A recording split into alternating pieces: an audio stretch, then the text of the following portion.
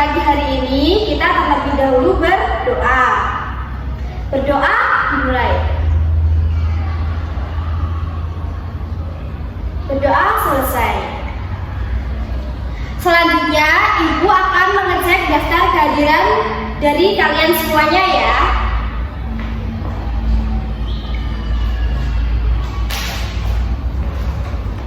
Oke, yang pertama Andika. Hadir Bu. Rara. Hadir. Monica. Hadir Bu. Faisal. Hadir Bu. Putri. Hadir. Kevin. Hadir Bu. Anton. Sakit Bu. Oke, Anton sakit. Indah. Hadir Bu. Oke, ternyata hadir semua kecuali Anton ya, dia sakit. Oke.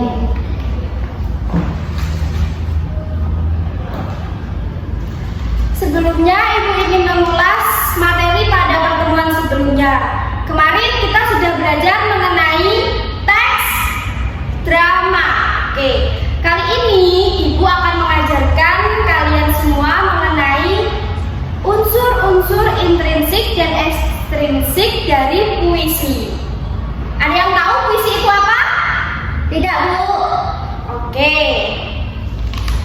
Sebelum kita mulai, Ibu akan menjelaskan mengenai tujuan pembelajaran kita kali ini, yaitu agar kita semua bisa mengerti mengenai isi dari puisi serta terdapat apa saja di dalamnya, seperti unsur-unsur intrinsik dan ekstrinsik. Oke, yang pertama, apa itu puisi? Siapa yang tahu? Angkat tangan. Tak tahu Bu. Oke, puisi adalah suatu karya sastra yang berasal dari perasaan dari pengarang. Perasaan pengarang. Oke, suatu karya sastra apa? Yang berasal dari perasaan pengarang. Betul. Oke, di dalam puisi itu terdapat dua unsur, yaitu yang pertama intrinsik dan ekstrinsik. Siapa yang tahu artinya unsur intrinsik? Anton? Oh, Anton nggak masuk ya, lupa. Andika tadi yang angkat tangan. Gak tahu Bu. Loh, kakaknya tahu. Oke, Ibu akan menjelaskan mengenai unsur intrinsik itu ada apa saja. Unsur intrinsik dalam berpuisi itu terdapat diksi. Diksi artinya pilihan kata. Jadi sebelum kita membuat puisi itu, kita harus memilih kata-kata yang tepat untuk karya kita tersebut. Selanjutnya yaitu imajinasi.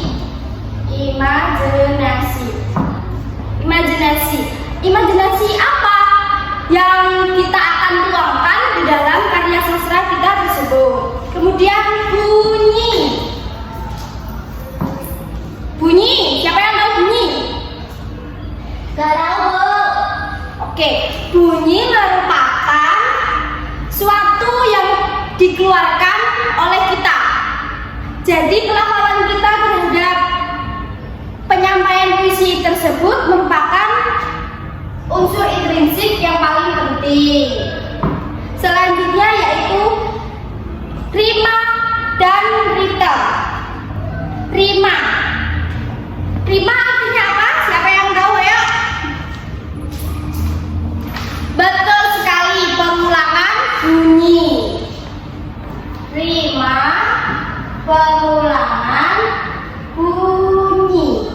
Jadi kalau kita menyampaikan sebuah puisi, kita harus mengutamakan rima atau pengulangan bunyi pelafalan kita tersebut. Selanjutnya yaitu tema. Tema merupakan kemarin, ingat-ingat materi kemarin. Yang paling penting itu adalah tema. Tema apa? Gagasan pokok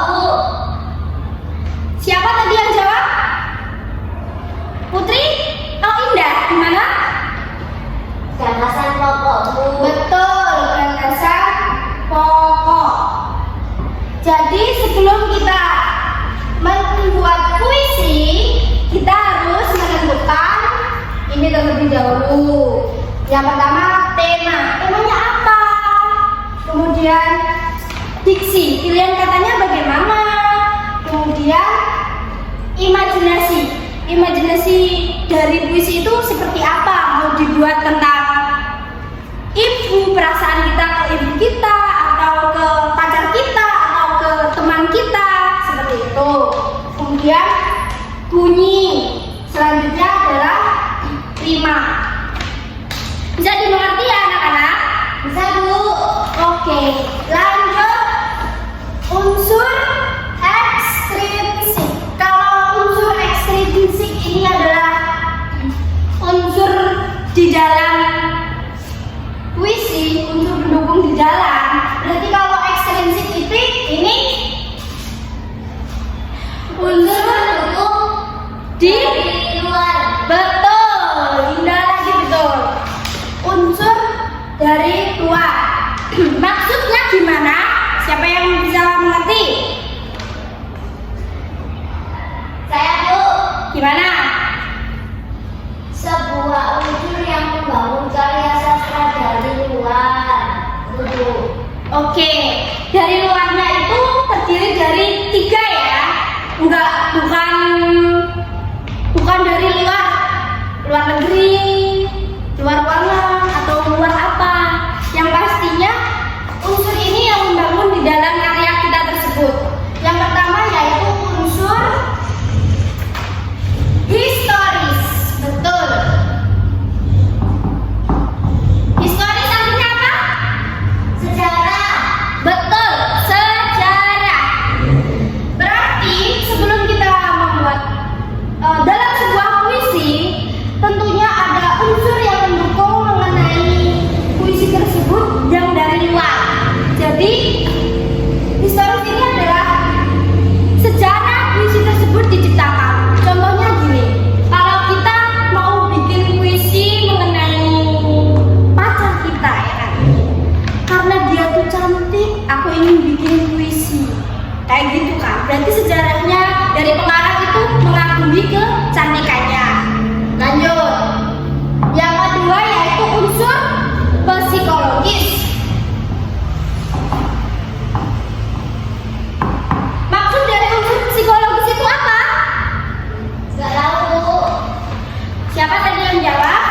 Psikologis artinya itu kejiwaan.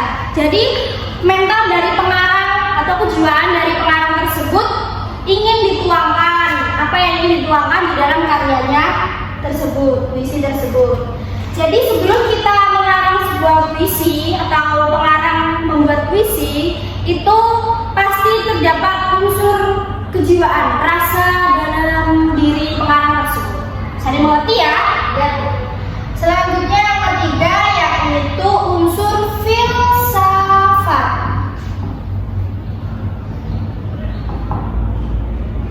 Artinya makna. Kalau kita membuat puisi atau pengarang membuat sebuah karya, setelah melihat dari historis sejarahnya, kemudian psikologis kejiwaan pengarang tersebut, yang ketiga pasti dari maknanya.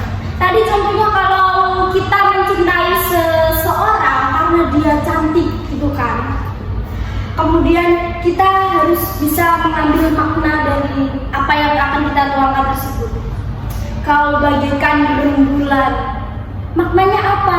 Dia cantik seperti bulan yang putih bersih, seperti itu. Bisa dimengerti ya? Ya Bu. Oke. Untuk materi ini semuanya sudah paham atau ada yang ditanyakan? Sudah paham Bu. Oke, alhamdulillah. Selanjutnya sebelum kita praktek berpuisi, Ibu akan menjelaskan mengenai bagaimana cara berpuisi itu dengan baik dan benar. Bisa dicatat. Yang pertama kita harus memahami apa arti di dalam puisi kita tersebut. Sebelumnya kita pasti akan membaca puisi tersebut di dalam hati ya. Kemudian kita meresapi maknanya apa. Kemudian baru kita bisa menyampaikan secara lantang dan jelas di depan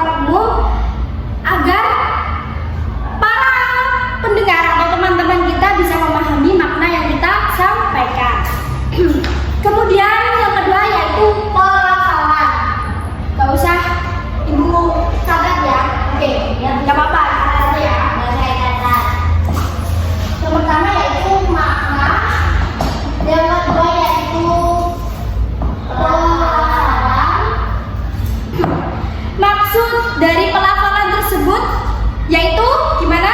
Siapa yang tahu? Saya, Bu. Oke, siapa? Monika?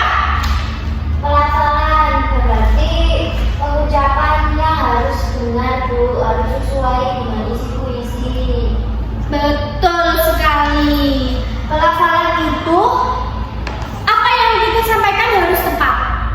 Jadi mulai dari bunyi, penempatan jeda, irama harus diperhatikan. Yang ketiga yaitu gunakan intonasi. Sebagaimana Ibu udah jelaskan tadi, kalau pelafalan kan harus memperhatikan intonasi juga. Jadi kalau kita mau membaca puisi itu harus ngerti kapan saya akan berhenti, kapan penjedaan intonasi saya tersebut. Seperti itu. Kemudian yang keempat yaitu penekanan kata. Penekanan kata-kata. Jadi kalau kita mau menyampaikan sebuah puisi atau berpuisi, kita harus menekankan kata-kata kita tersebut. Jadi nggak boleh melempem. Contohnya kayak gini. Sinar rembulan kau cantik. Kan lempeng ya. Jadi yang dengar itu bosen kayak gitu kan. Kalau kita bisa menekankan kata-kata yang kita sampaikan, kau bagaikan bulan di sore hari. Emang ada bulan di sore hari? Ada, sama-samar kan? Ya. Kalau kita menekankan kata-kata kita tersebut jadi jelas, pendengar pun enak dengarnya. Betul apa betul? Betul, Bu. Selanjutnya yaitu yang kelima, penjedaan. Bagaimana cara kita menjeda dari pelafalan kita dalam berpuisi tersebut? Kalau umpama kita berpuisi ya, kita merocos terus, gak ada jedanya. Yang denger bosen apa enggak? Bosan, Bu. Pasti bosen. Jadi kalau kita menyampaikan sebuah puisi atau berpuisi, pasti kita harus memperhatikan penjedaan. Paham? Paham, Bu. Oke, lanjut ya. Yang keenam yaitu gunakan mimik wajah. Maksudnya mimik wajah apa? Siapa yang tahu? Saya, Bu. Oke. Apa Monika? Mimik wajah itu seperti ekspresi raut muka. Betul. Ekspresi wajah, raut muka kita. Kalau kita berpuisi, kalau kita nggak berekspresi nih, contohnya diem aja gitu. Nggak ada ekspresinya. Kalau senang ya senang. Kau bagaikan orang tersayang. Kau bagaikan ada ekspresinya gitu. Wajahnya tuh berekspresi. Kalau dia kau kayak gitu, kayak nangis kayak gitu, pasti ada kan? Kalau kita lihat di pementasan berpuisi kayak gitu. Jadi memperhatikan raut muka kita, bukan kok asal-asalan sekedar berpuisi atau membaca gitu, kurang berekspresi. Oke, lanjut ya. Yang ketujuh siapa yang tahu? Nggak tahu, Bu. Gunakan gestur yang sesuai. Oke, gunakan gestur yang sesuai. Maksudnya gimana? Kalau tema puisi kita itu senang, gerak tubuh kita juga harus menunjukkan kita senang. Kalau puisi kita itu sedih, berarti kita menunjukkan ekspresi yang sedih. Jadi gimana pembawaan kita dalam berpuisi tersebut? Bukan kok asal-asalan. Kalau puisinya temanya senang, kita sedih, kan nggak nyampe, ya kan? Kan nggak masuk gitu loh. Ada pertanyaan sampai sini? Tidak, Bu. Oke, saya lanjut ya. Yang terakhir yaitu percaya diri. Betul, percaya diri. Percaya diri.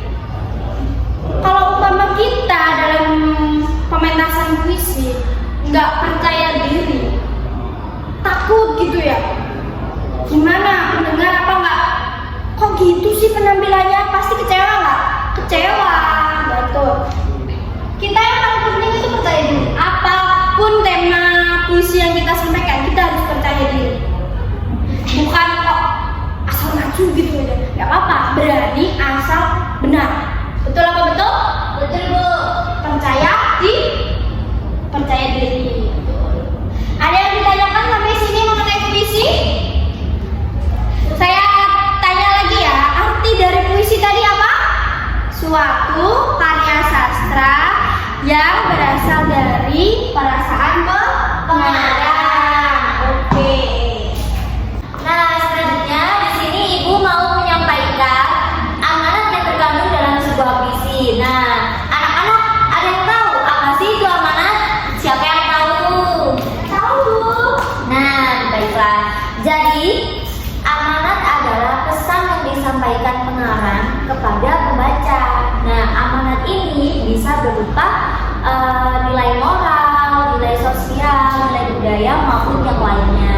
Nah, di sini Ibu mempunyai contoh puisi karya Khairul Anwar. Kalian bisa melihatnya di papan. Ibu nanti akan membacakan dan kalian harus mendengarkan. Nanti Ibu akan memberitahu apa sih amanat apa saja yang terkandung dalam puisi yang Ibu bacakan. Didengarkan ya, ini hanya sekedar contoh. Jadi Ibu akan membacakan untuk kalian. Dengarkan ya baik-baik anak-anak. Doa kepada peluk teguh Tuhanku dalam termamu. Aku masih menyebut namamu biar susah sungguh. Mengingat kau penuh seluruh, cahayamu panas suci, tinggal berdiri di dalam sunyi. Tuhanku, aku mengembara di negeri asing. Tuhanku, di pintumu aku mengetuk, biar dan aku tidak bisa berpaling. Nah, puisi tadi yang Ibu bacakan, nanti Ibu akan memberitahu kepada kalian apa sih amanat yang terkandung dalam puisi yang Ibu bacakan karya Khairul Anwar. Nah, siapa yang tahu amanat atau pesan yang disampaikan dalam puisi yang Ibu baca? Ya tahu, Bu. Baiklah, di sini kita bisa mengambil bahwa amanat atau pesan yang disampaikan dalam puisi yang Ibu baca tadi adalah sebuah proses pengingatan kita kepada Tuhan. Sejauh mana kita berjalan, sejauh mana kita berlari, kita harus tetap untuk mengingat Tuhan. Karena apabila kita lupa akan Tuhannya, maka ia tidak akan lagi disebut sebagai hamba. Nah, sudah paham anak-anak semua apa itu amanat atau pesan? Tahu. Baiklah, pintar sekali. Nah, selanjutnya Ibu akan berikan tugas rumah untuk kalian. Buatlah contoh satu puisi yang bertemakan guruku. Nah, kemudian nanti kalian bisa mengamati amanat atau pesan yang disampaikan dalam puisi yang kalian buat. Baik anak-anak, sudah paham? Paham, Bu. Baiklah, jadi sekian saja